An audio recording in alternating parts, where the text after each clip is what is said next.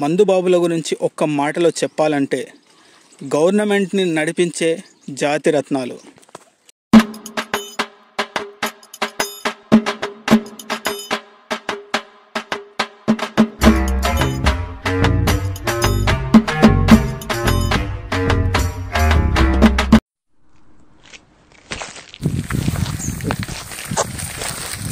Hello, Ravi. Hello, చెప్పు. ఏం లేదు, నేను మీ ఇంటికి దగ్గరలో ఉన్నా. నా బండిలో పెట్రోల్ అయిపోయింది. నువ్వు ఇక్కడ దాకా వస్తే కొద్దిగా పెట్రోల్ తెచ్చుకుందాం. వస్తావా? నేను సిటీలో ఉన్నా, రావడానికి గంట పడుతుంది.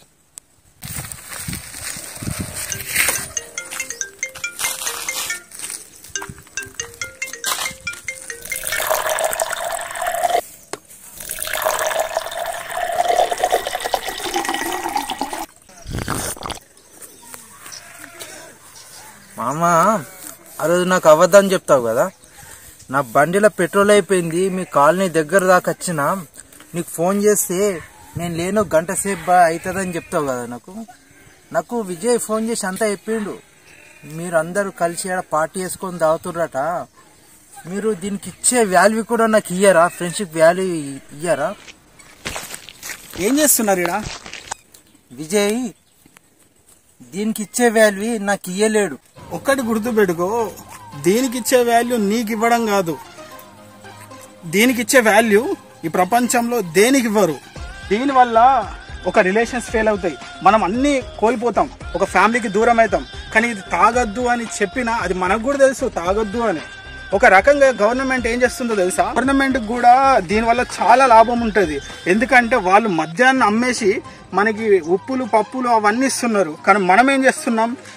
ఆ ఉప్పులు పప్పులు బియ్యము అవన్నీ అమ్మేసి మనం మందు తాగుతున్నాం.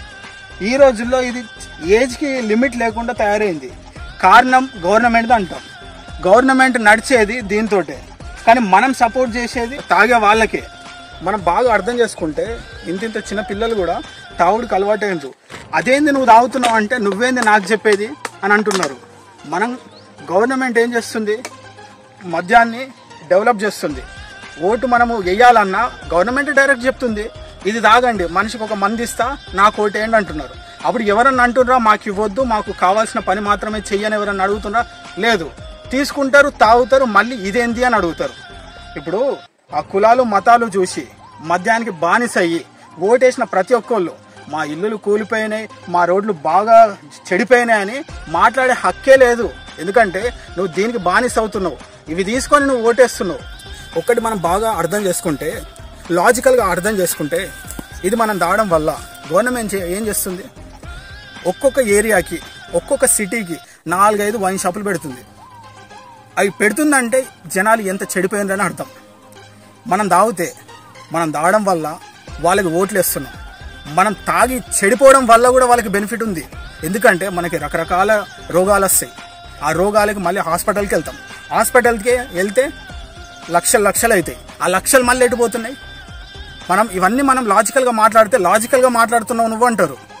మనం ఫ్యామిలీకి దూరం అవుతున్నాం, రోడ్డు ప్రమాదాలు జరుగుతున్నాయి, ఫ్రెండ్షిప్లలో గొడవలు వస్తున్నాయి, తాగి ఇష్టం ఉన్నట్టు రేపులు కూడా జరుగుతున్నాయి, చిల్లర పనులు జరుగుతున్నాయి.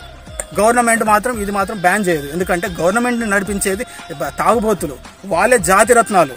దీనివల్ల గవర్నమెంట్కి లాభం ఉంది, కానీ మనకి ఎంత నష్టం ఉందో మనం తెలుసుకోవాలి.